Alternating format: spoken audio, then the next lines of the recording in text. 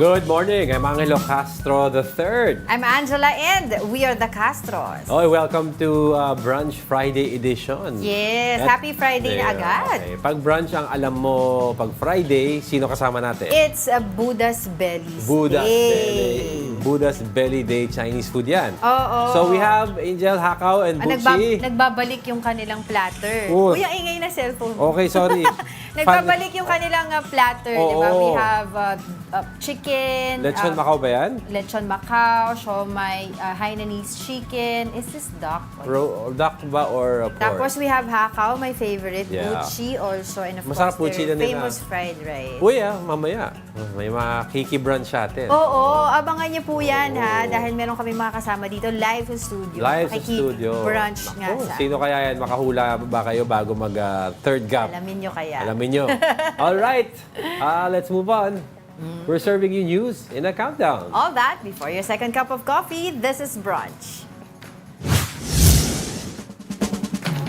Kicking off our countdown with the PBA Season 48 Philippine Cup semifinal round, which begins today.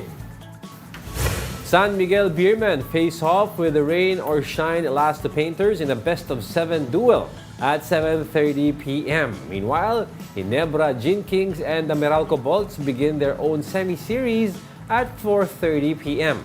San Miguel bounced back after losing to Terra Firma in the quarterfinals, which, while Ginebra reached the semis after hammering Magnolia. All the action will happen at the SM Mall of Asia Arena. Ayan, abangan sa mga basketball fans, especially sa PBA. Stay tuned. All right. Let's continue with our countdown. Ranking 9th in our countdown are the 7 Filipinos recognized in Forbes 30 Under 30 Asia list. The honorees include TikTok personalities Abby Marquez and Archie Larga, Develop PH founder Chia Amisola, Backscoop founder Amanda Kua, rapper Easy Mill artist Joshua Serafin, and Parallax founder Micaela Hilin Reyes. In a TikTok video, Archie, who is known for his educational videos about prescription drugs, expressed his gratitude on being included in the list. Nung sinimulan ko po itong advocacy na to, wala naman po akong ini-expect in return. Masaya na po ako na nagiging daan po ako para makarating yung tulong ninyo sa mga taong dapat tulungan. Daming mga millionaire na all over the world. Under 30. No, tsaka daming all over the world na nasasama sa mga Forbes list because of content creation. Yes. Oo, in TikTok and you have YouTube. Most of them are millionaires. Some are even billionaires. Yung mga bata pa eh. No? Mga bata pa. Di ba? Meron yung Singaporean, yung Singaporean Yes. Filipino kid. Ano pangalan niya? Nakalimutan ko na yung May pangalan. toys, puro toys fini-feature yan. Ryan ba yun? I forgot. Ryan's World or something. parang ganun. Dami. Okay, abante na tayo.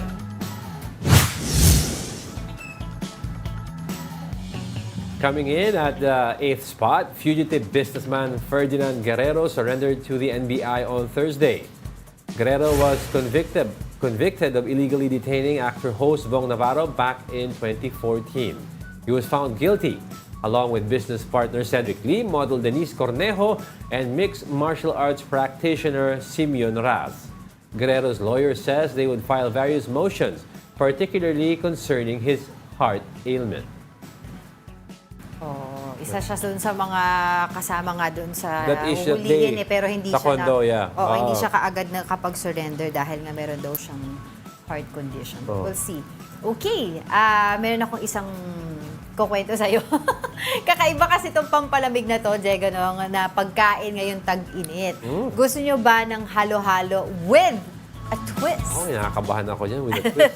Kasi sa Laguna, may nagbebenta ng halo-halo na may itlog na maalat. Oh, masarap ba yan? Para bigyan ng mukha ang balita, Mobile Journal, Mary Monreyes.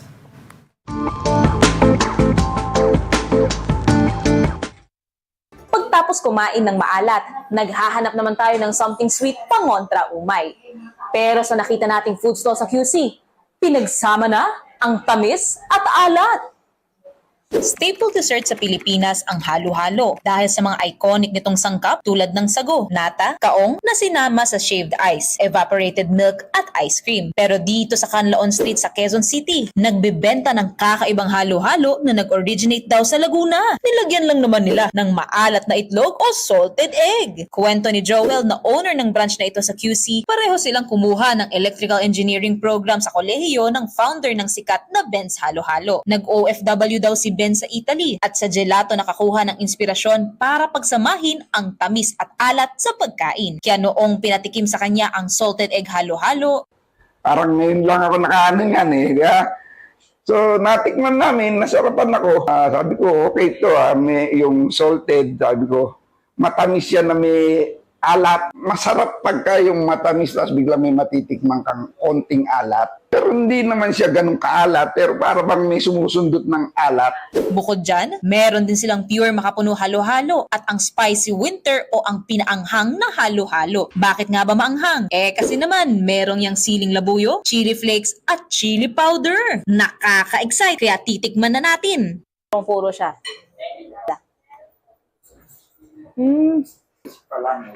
Malasa po pala kahit ang yelo.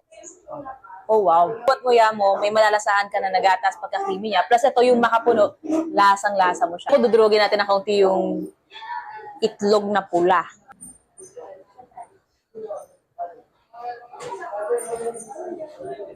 Hindi mo ma-expect na salted egg siya. Wow, ang galing! Very complimenting yung alat ng itlog na pula. Plus yung tamis ng gatas ng yelo, yung ube. Yeah, may peraso ng salted egg dyan. Try natin. Isipin nyo na lang, yung salted egg, para siyang keso din. Kasi ang keso may alat. So very intriguing itong spicy halo-halo nila. Para challenging, kada subo, kumakagat daw ng sili. Kung ano.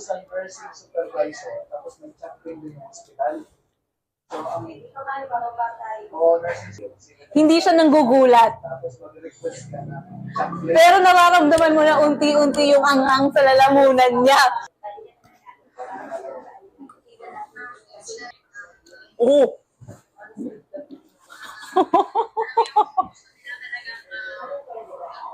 Kung gusto niyo yung thrill, na may hinahabol kang lasa, na kakayanin mo kasi meron kang kaagapay na pagkain, magandang pagsabayin yung siling labuyo plus yung halo-halo. Tanghaling tapat pa lang ay dinudumog na agad ang halo-haluan. At approved din ang flavors ng halo-halo para sa mga customer na naabutan natin. So yung flavor nagsi-stay siya, then marami siyang laman. And pinaka-favorite ko is yung makapuno.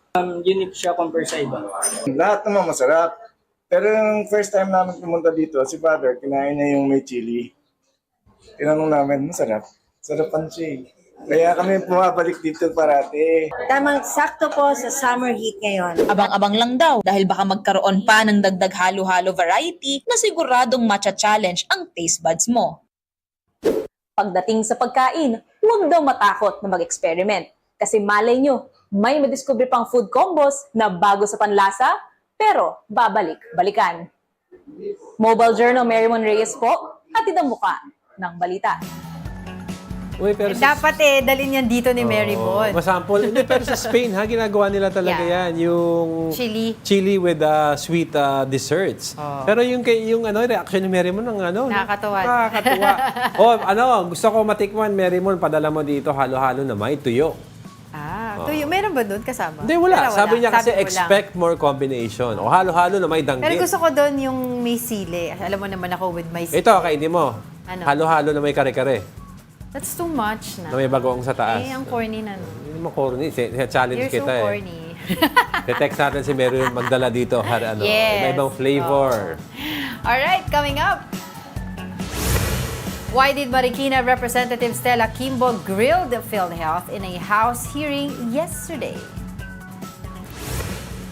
And did Atenito Coalition accomplish their mission of sailing to Scarborough Shoal? We are just getting started. Like we mentioned earlier, meron po kaming makakasama dito sa studio. More of our top 10 news when Brunch returns. Keep it here on One News.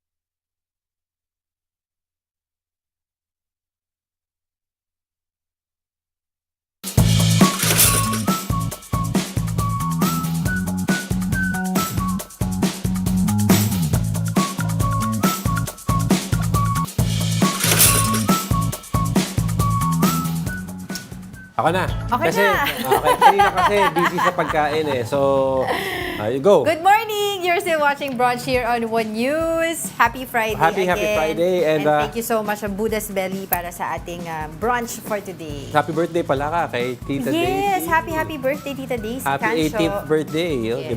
Debo ni Tita Daisy. Uy, Buddha's Belly tayo ngayon. Mag-good morning ka sa usual suspects. Oh, Gary Field, good morning. Alex Fuentes, Sam Pokemon Go. Sino kaya ang guest natin ngayon? Ha? Oo, yan ang hulaan. Yeah. Okay. Magbibigay ba tayong clue? Ha? Ano? Magbibigay ba tayo ng clue? Hayaan mo sila. Basta kasama sa countdown. I-narrow down natin, politiko. Oh, ilang araw, hindi siya politiko ngayon. Hindi siya, dating politiko, na magiging politiko ulit. Hopefully. Okay, sige. Ano ba ang ating next countdown for today?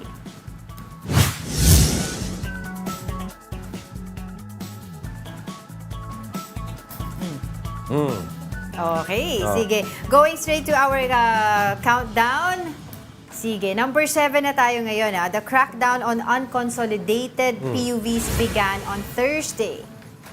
Some traffic enforcers, though, say they have yet to receive the guideline on apprehending colorum vehicles. Turns out, there were no apprehensions reported in various hotspots, including Commonwealth yesterday. The LTFRB earlier said there won't be massive apprehension but called on PUV drivers not to abuse their leniency. We're monitoring on areas kung saan po maraming hindi nag-consolidate or kung saan din po maraming mga kolorum. What we would like to do, ma'am, now is just to send a message to them na pag hindi ka consolidated at kolorum ka na, I think you should stay away from the streets.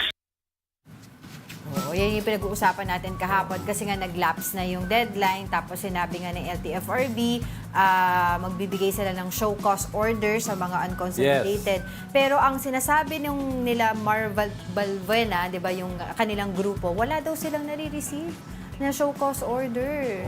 And in fact, hinahamon din nila ang Supreme Court na pakinggan daw, magkaroon ng pag-uusad yung kanilang inihain na TRO. We heard this scathing speech against the Supreme Court and several members of the government.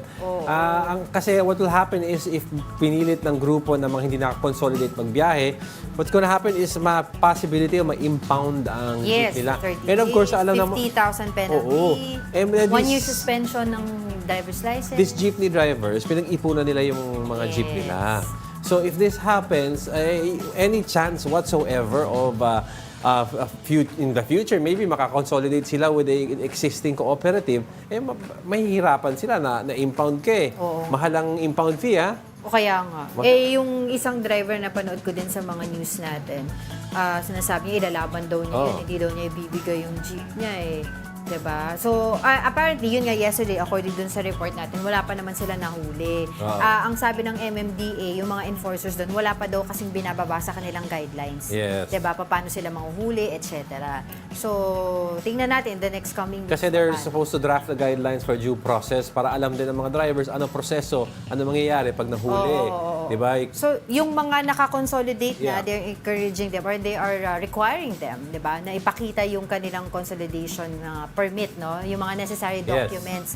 Others pa nga ang suggestion sa windshield eh. Pero may nakita ko sa ibang mga report, dinidikit nila dun sa gilid ng jeep. Yes.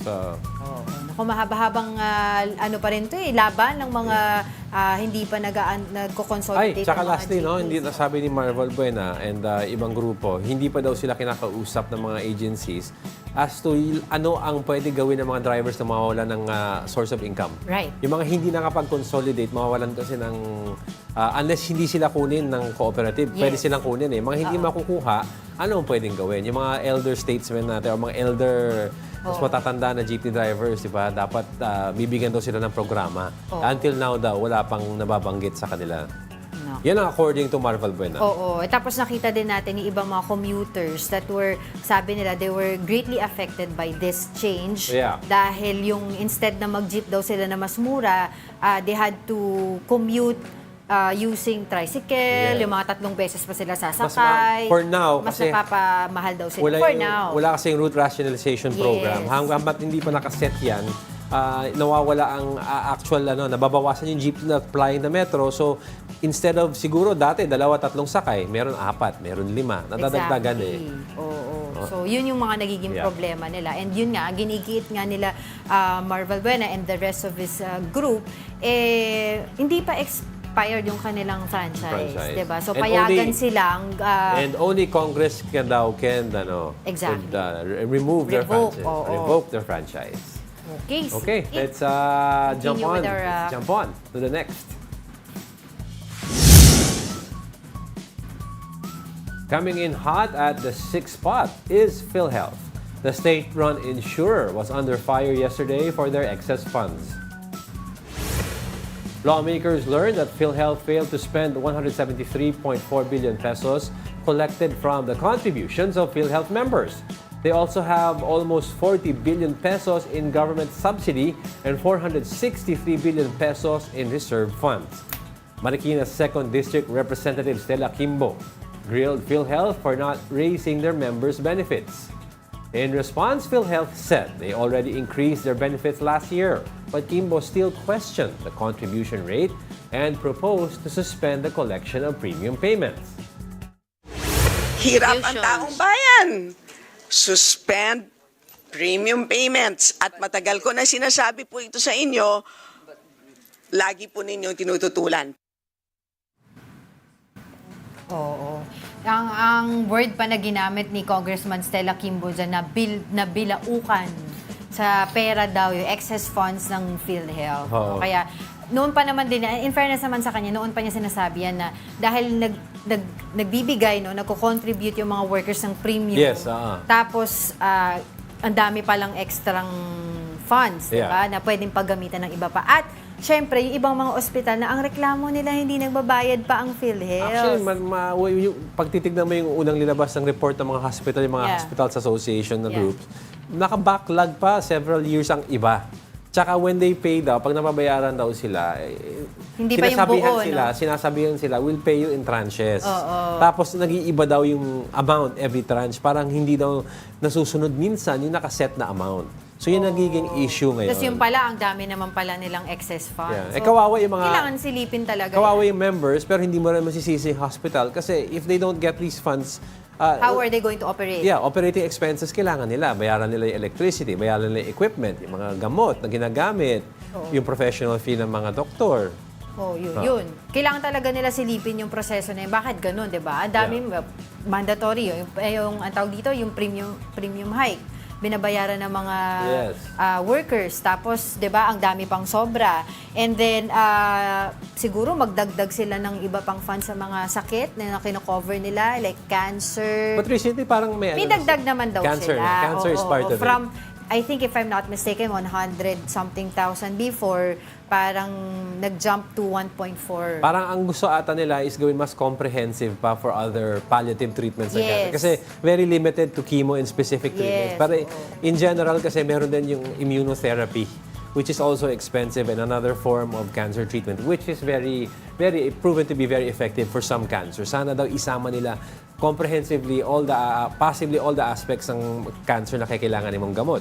Tsaka idagdag daw din nila dyan yung para sa mga PWD. Yes, isa pa yun. So, isa pa yun sa matintignan. Kasi, yan, dami naman palang fans. Talagang hindi ko makalimutan yung sinasabi ni Congressman Stella Kimbo kahapon. Sabi niya na bibilaukan daw siya sa dami ng pera. Madaming funds, yet pinababayaran yung mga ospital. Exactly, yun nga kailangan talaga nilang busisiin yan.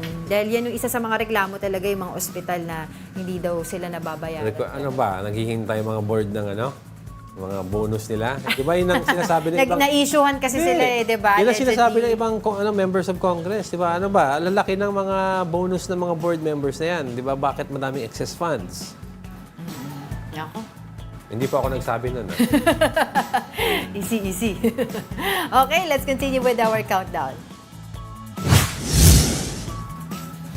For our number 5, President Bongbong Marcos seeks an investigation into the background of Bamban Tarlac Mayor Alice Guo. He claims none of the politicians in Tarlac know who she is. JC Cosico with the report. Even President Bongbong Marcos admitted that he finds questionable the origins of Bamban Mayor Alice Guo. In an ambush interview during his visit to Cagayan de Oro, Marcos says he knows many politicians in Tarlac, but none of them knows who Guo is. At saka paano siya tumakbo ng mayor. Nagtataka kami kung saan nanggaling ito, bakit ganito ito, hindi namin malaman. Kaya kailangan talagang imbestigahan. In a text message to News 5, Solicitor General Menardo Guevara says they are now looking into Guo's citizenship as well as her eligibility to run for and hold public office. Guevara says if they find her ineligible or unqualified, she will have to forfeit her possession or get kicked out of office. The controversy sparked after the Senate started a probe into the raid of a Pogo hub in Bamban back in March. In the hearing, Senator Risa Ontiveros flagged what she described as the mayor's dubious background. While the country continues to deal with illegal pogos, President Marcos says the government will strictly enforce rules for the entry of foreign nationals into the country. The Foreign Affairs Department earlier said it plans to tighten its visa requirements for Chinese nationals, citing a rise in illegal activities involving them in the Philippines. Walang special na rules para sa kahit na kanino. Pantay-pantay lang lahat. Pero gagandahan namin ang enforcement doon sa examination, doon sa mga nag-a-apply ng visa o doon sa mga nagko-convert doon sa tourist visa ng student visa at yung mga bumibili ng lupa dahil nagtatanggap sila na Pilipino sila. Marcos adds foreign nationals pretending to be Filipinos will be held accountable. Una-una, hindi marunong mag-Tagalog, hindi marunong mag-Bisaya, hindi marunong magsalita ng Pilipino. At saka walang maipakita ng mga birth certificate, yung mga pinapakita ay fake. So, titiyakin namin na hindi na matatapos yun. For News 5, JC Cosico, We Are One News. This last few months naging issue yung mga birth certificates na issue to several Chinese nationals. This time kasi madaming Chinese na when they were spoken to para i-verify, hindi ni English o Tagalog, hindi marunong. So ang question is, bakit Filipino, nakalaki, may Filipino birth certificate ka and yet you don't know how to speak Tagalog? Tapos pwede ka nang kumuha niya ng But when they passport. verify the birth certificate, authentic yung birth certificate. Pero lininaw naman kasi ng PSA tsaka several agencies, may difference sa authentic ang birth certificate from yung laman ng birth certificate ang hindi authentic. Kasi the document can be authentic. Pero yung naka-entry sa document, which has yet to be fully verified, pwedeng hindi nagsabi ng totoo yung nag-apply. Pwede. From the civil registry pa lang.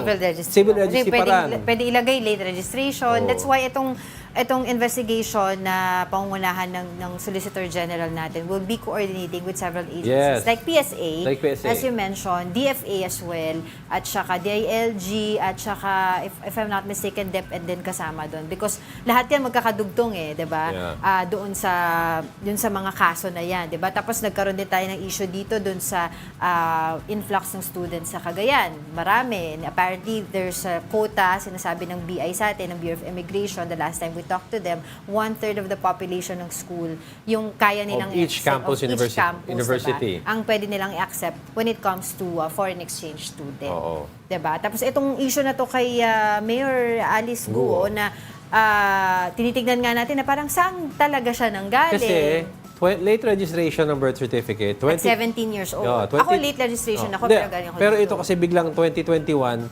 nag-file ng sa COMELEC. Certificate of Candidacy. No. Ay, hindi, sorry. Voters. Tapos biglang the next year, tumakbo. Ni walang political history, nanalo. Diba? Tapos ang daming ari-arian. Daming ari-arian, daming pera. So parang saan ang galing to? But when you ask several people daw sa area, well, they claim na may nakausap daw silang barangay official. Yung barangay official, 2005, I remember that na nakita daw niya itong batang ito na si Mayor Alice. Hindi pa siya mayor noon. Tapos 2008, nakausap daw niya to personally because of some property issues. Yun pa lang. Di ba may property ka dito pero wala kang documents? At that time, wala pa siyang document. Unregistered siya. lavish yung lifestyle. Ang Oo. allegedly She has a helicopter. May helicopter. Nakapag-travel ba siya Pino, before that? may mga pictures lumabas na pinost niya yung mga cars niya noon. Oh, nako. Tapos yun nga, dahil yung isang ni-raid na Pogo, yung malaking Pogo doon sa Bamban, merong nakitang electric bill na nakapangalan sa kanya. At yung, tawag dito, car na nakapangalan din sa kanya. But her reason was siguro daw when she sold the property, hindi pa napalitan.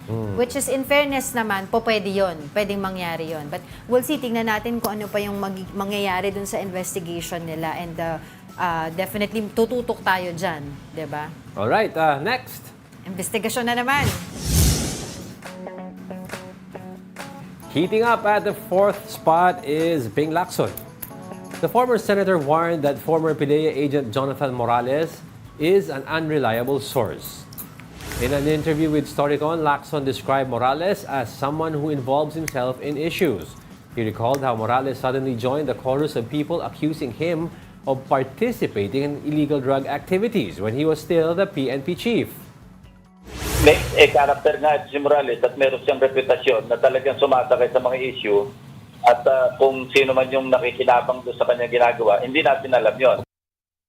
Now, despite ranking in senatorial surveys, Lacson said he currently has no plans to run in the 2025 elections. But he said the current performance of the senators in scrutinizing budgets might push him to run again. Kaya kung sakali babalik ako, baka yun ang maging dahilan dahil nanginayang talaga. Ito totoo to, walang bulan to. Nanginayang talaga ako sa nasasayang na pera, biglang nagkaroon pa ng akap, nagkaroon pa ng kung ano-ano yung lumabas na mga pang social services na mukhang ginagamit lang sa pamumulitika. Napanood ko yung interview Be niya happy si Senator sa pag-scrutinize ng budget. Hindi po siya yung guest natin, ha? Hindi siya. Sino kaya? Anyway, don't go away as we take a quick break. More of our top 10 news when we return. Keep it here on One News.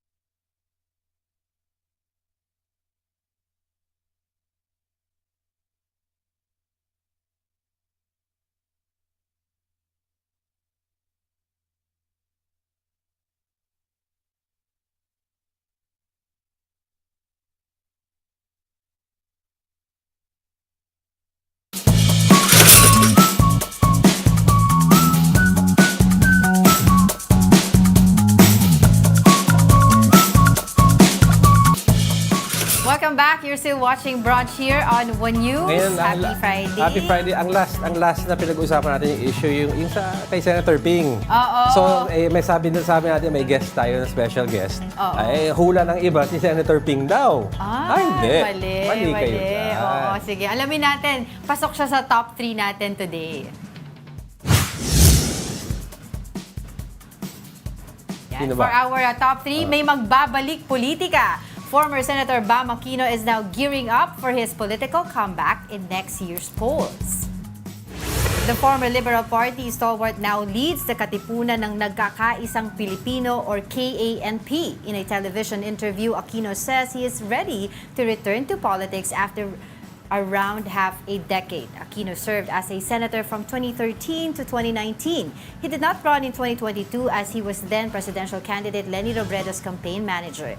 In the 2019 midterm polls, he failed to win his re-election bid under the Ocho Derechos slate.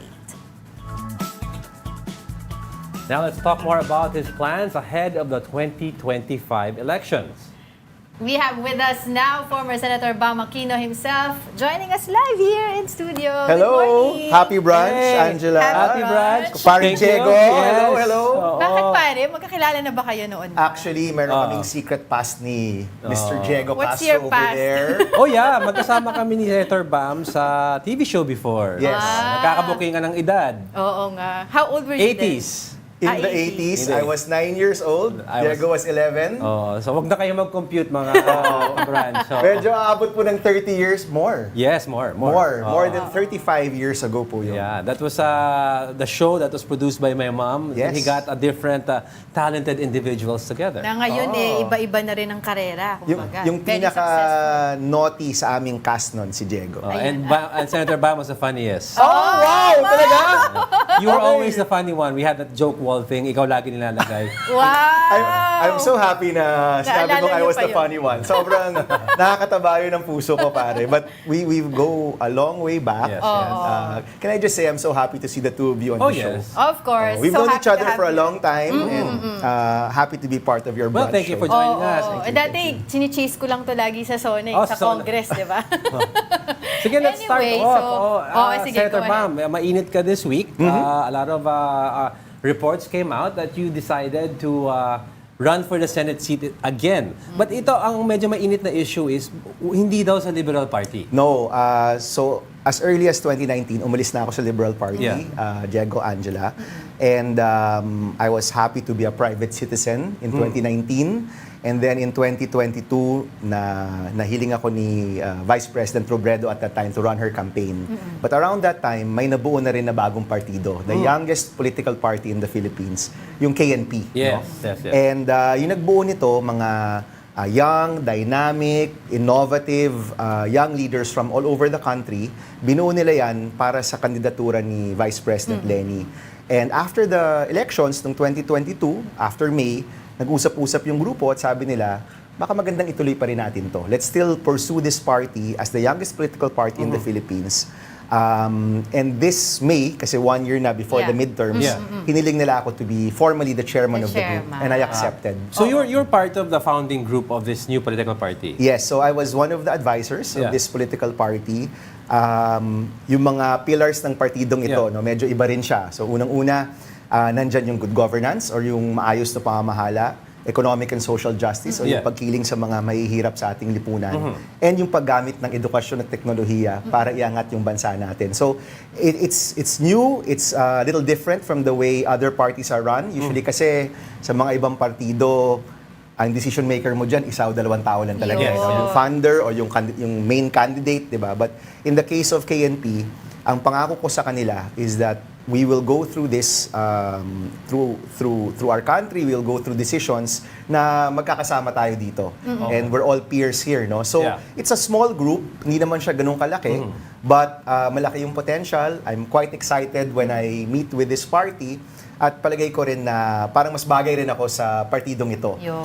Many of them were also volunteers in the last campaign. So marami sa mga heads ng partido naging provincial heads ng campaign ni VP Leni noong 2022. Yun kasi marami nagulat syempre na umalis siya ng Liberal Party. And alam naman natin ang Liberal Party with the Aquinos, 'di ba? So ang tanong diyan, are there certain issues in this country na hindi ma-address ng LP kaya ka umalis doon, or strategic move lang ba ito? Ano siya, parang yung nakipag-break ka pero hindi mo kayo nag-away.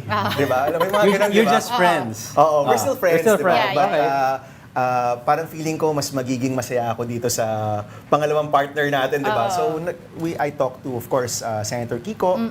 He's a good friend of mine and in many ways, my mentor. He was former party president and the current president ngayon, si Congressman Edsel Lagman. Yeah. So, nag-usap kami na palagay ko I will be more useful to the country with this group. And okay. ano rin kasi, yung mga member ng KNP, sila mismo yung nagsasabi, please come and lead us. Diba? Please come, join the party formally, wag lang advisor, pero mamuno ka talaga dito sa partido natin. And ako naman, hindi mo matatanggihan yun. You can't say no to that, diba? So, I feel that this is the best way forward for the party, also for myself.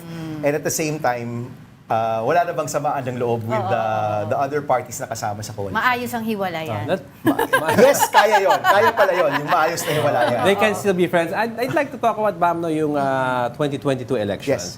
Now, madami nagsasabi, napakabilis ng pag-shift ng political scenario dito sa Pilipinas. From an Aquino to a Marcos, the time period was really fast. Ngayon, ang question is, ano yung learnings mo with regard to this shift na in the 2022 election, there was a very large mandate for President Marcos and he utilized TikTok. PRRD utilized Facebook. Now, was this something that could have been done by the Liberal Party early on? Well, alam mo, yung mga could have been done, maraming could have been done, honestly, no? But looking back at 2022, I think one of the big differences was ang late talaga nagsimula.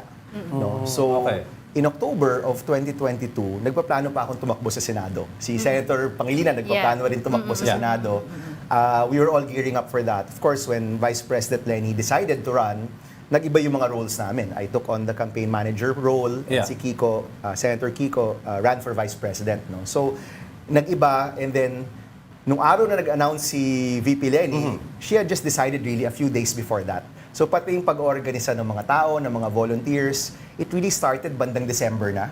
You know? So, I think one major learning is, hindi ka pwedeng late magsimula. That's why ngayon, Mayo pa lang, nag-aanunsyo na tayo. We're hoping that yung mga taong lumabas at nagising nung nakaraang kampanya, nandyan pa rin sila para tumulong sa kampanya natin. That's first.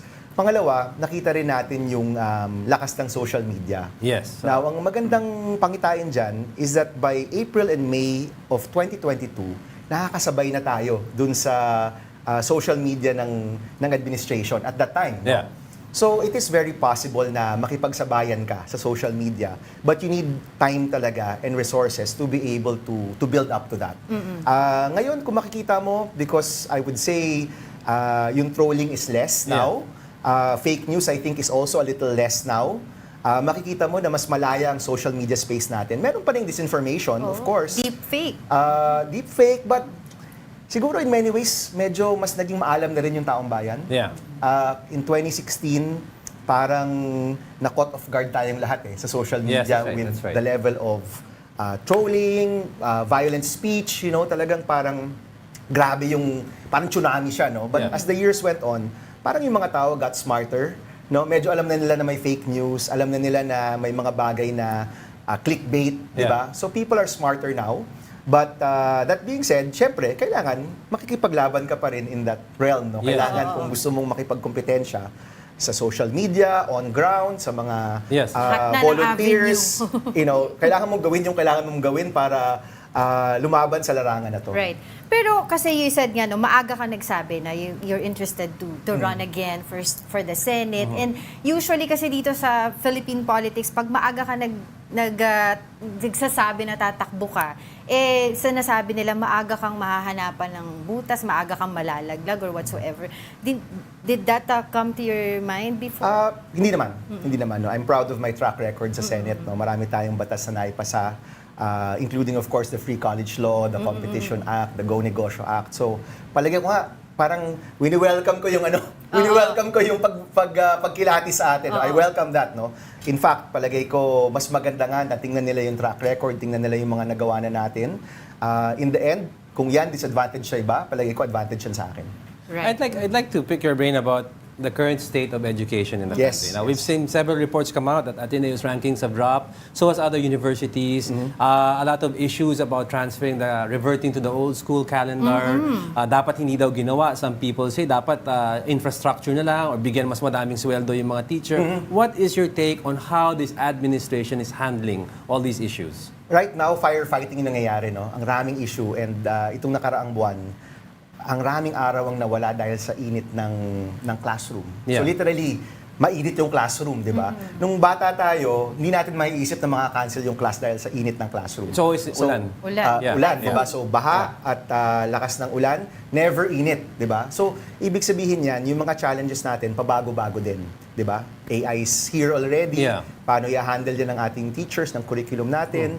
The teachers are also feeling the cost of living crunch, no? Lahat ng kababayan natin nararamdaman yan.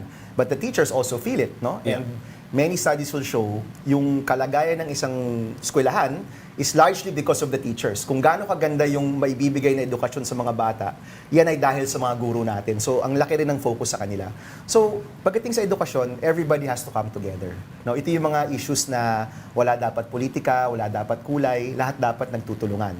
So, unang-una, kailangan nating i-revisit yung curriculum natin. Yes. Relevant pa ba to?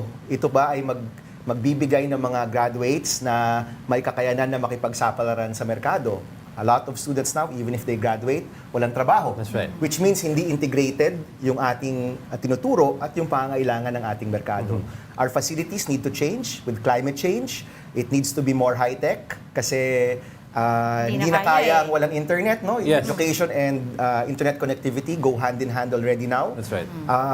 So marami talagang challenges. And ako naman, lahat ng mga, di ba sabi nga nila, how do you eat an elephant, di ba? Yeah. One bite at a time. So iisa-isahin mo yan at kailangan seryoso yung ating pagdanasa na talagang ma-resolve yan. Because at the end of the day, yung isang klarong paraan para umangat ang isang bayan is through education. That's right. Yan, tanggap yan ng sino man, di ba? Yes. So we need to focus on this. Marami mga issues, but isa-isahin natin from our facilities to our teachers' care Yes. and their yung kalagayan ng mga Quality of guro education. natin, yung curriculum, That's right. That's and of right. course yung internet connectivity. Hindi siya one size fits all. Yeah. You know, marami mga solutions, kailangan isa-isahin natin yan.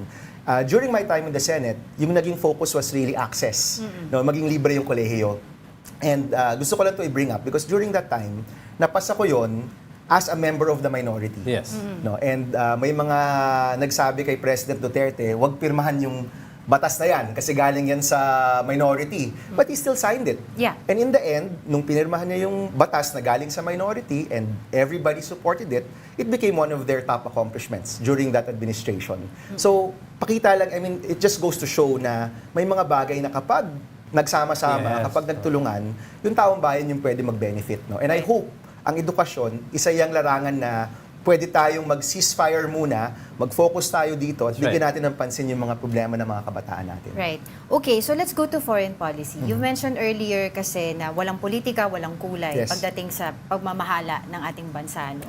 And right now, a lot of people are saying na ang PBBM, what's your assessment no sa PBBM sa foreign policy? Sinasabi kasi nila it's too West-centric as compared naman to former PRRD's policy before na medyo geared towards China.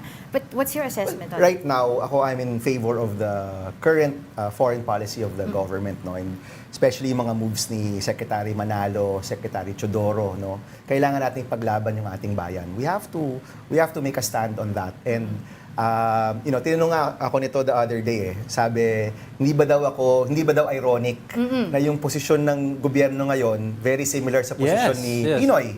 No, and I said, alam mo, hindi yan ironic. Kasi nung time na yon, tama yon, at yung time ngayon, tama pa rin yan. So it shouldn't be ironic just because isa tinulak ng isang Aquino at yung isa tinulak ng isang Marcos. Hindi siya dapat ironic. Nakikita dapat siya, ano ba yung best for our country? Now, as much as sasabihin ko yan, uulitin ko rin na nobody wants war.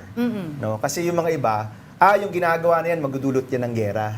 But I don't agree. We can be firm, pwede tayong matibay sa posisyon natin, pero sigurado tayo na hindi tayo aabot sa gera, di ba? I don't even think China wants war with us either. The US also doesn't want war in this region either. Yes. Pero kailangan, kahit you're doing everything para hindi magkaroon ng gera, pwede ka pa rin maging matibay sa posisyon mo.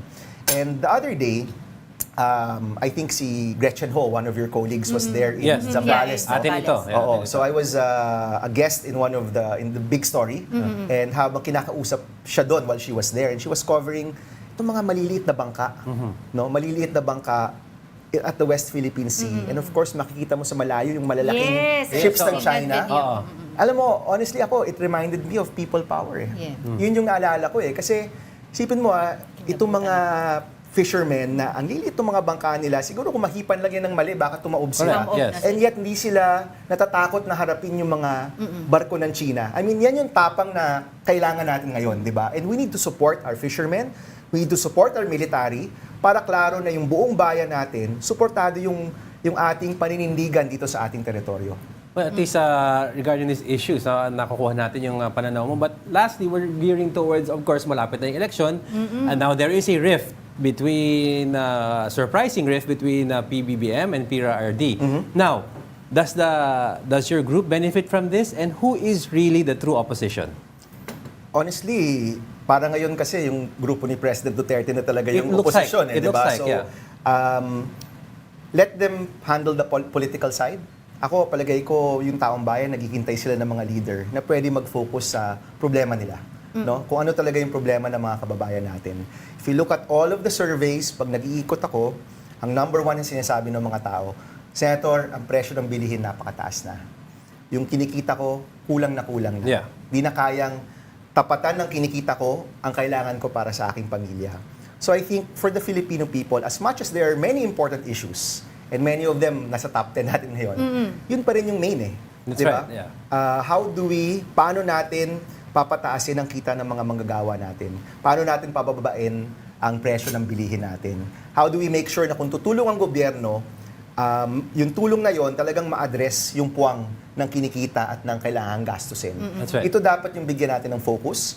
And right now, with all of the political noise, palagay ko ito yung hindi nabibigyan ng tamang pansin. That's right. So if our role leading up to the elections is to put a spotlight on these issues, pag-usapan niyo yung mga solusyon dito, pag-usapan niyo yung mga pwedeng gawin para sa mga kababayan natin, then I think that's the role that we should play. At hindi yung makidagdag na sa political noise sa ating bansa. Ayun. And finally, of course, Senator Bam, what can they expect from your party? Yun. Sino mga kasama mo? And the party Pupunuin ba yung Oo. slate? Yeah, No, that's well, right. right now, walang intention to fill up the slate. Attorney Chel Jokno is a KNP member as well. Right. He ran Okay, yeah. under KNP in 2022. At patuloy rin naman yung paghahanap natin ng mga iba pang mga kaalyado. No? Ever since I did the announcement, ang rami na ring nag-text, nag-message on social media, personally, that they're willing to help. At sabi ko nga lahat ng mga nagising, nagtrabaho, Yeah. nagsikap ng nakaraang eleksyon, sana kasama pa rin namin sila dito sa laban na to. Lastly, kasi pag sinabing Bam Aquino, education at saka business, Yes, negosyo, no? yes. This time around, meron ka bang idadagdag doon? Well, konektado kasi siya no? Kung tutuusin, yung cost of living crisis natin, yung presyo, konektado yon sa pagdinegosyo, konektado yon sa kita ng mga manggagawa natin. And we know na yung edukasyon, yan yung isang bagay na pwedeng umangat yung taong bayan. No? So, hindi na ako lalayo sa mga nagawa na natin in the past. No? I think marami na rin tayong nagawa sa larangan ng edukasyon at tulong sa mga kababayan natin para kumita sa kanilang pamilya. We'll focus on that. And in the next months, we'll also show mga bagong solusyon rin sa mga problema natin. Hopefully, ma-excite rin yung mga kababayan natin dito sa mga innovative solutions na pwede nating ihain sa kanila. Right. Alright. With that, thank you very much for Thank you joining so us much. today. We have with us former Senator Bam Aquino. Thank you. Don't go away because Teka muna. we're not done yet. May dalawa pa tayo. Please stay with us.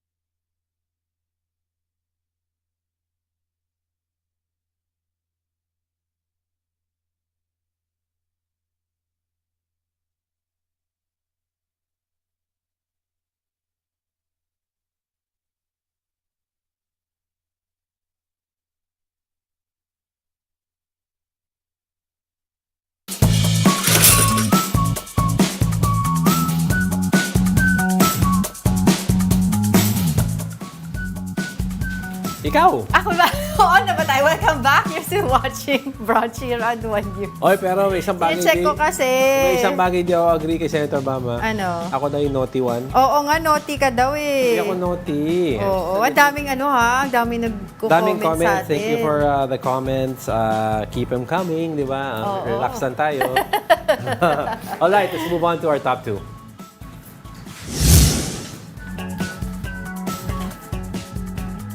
China issues a radio challenge to the aircraft carrying senators on their way to Pag-asa Island. The details in this report by Camille Samonte.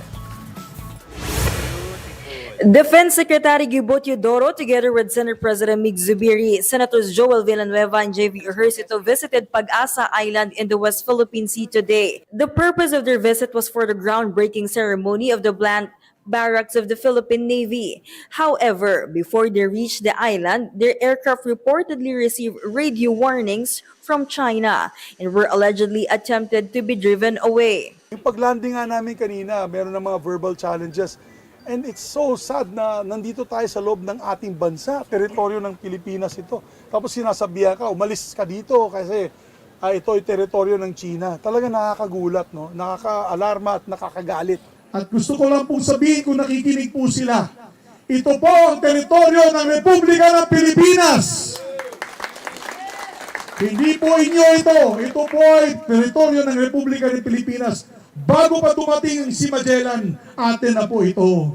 Kaya kung pwede, lumayas na kayo. While in the air, the senators also spotted several artificial islands. The officials were alarmed because these islands are too close to Palawan and clearly encroach upon the country's exclusive economic zone. At napakalapit na pala ng Subi Reef na inoccupy na nila at nilagyan po nila ng naval facilities and pangdigmaan, no? Facilities na pangdigmaan. So nakaka-alarma. Yung paglanding nga namin kanina, meron ng mga verbal challenges. Because of what they saw, the senators promised to allocate more funds for the construction of facilities on Pag-asa Island. First is the barracks, which will serve as sleeping quarters for the soldiers of the Philippine Navy who are guarding the island. This is important for the defense posture of the Philippines, especially as the number of Chinese ships circling around Pag-asa Island continues to increase. According to Secretary Teodoro, they regularly monitor more than 20 Chinese militia vessels and several China Coast Guard vessels near Pag-asa. He mentioned that these ships are not doing anything unusual. But they are concerned because these are also close to sand decay, the sandbars that showed signs of coral reclamation. Even the residents of the island admit to being worried about their security. However, Defense Department has assured the people of Pag-asa that they are safe. They have also promised to build additional facilities such as a rural health center so that island residents won't have to go to Palawan for medical treatment. Sa tingin ko po safe sila because no right-thinking nation will attack civilians. Kailangan po natin ng civilian dito because this is for them. This is not just purely for military purposes. Ang beneficiary nito ay civilians.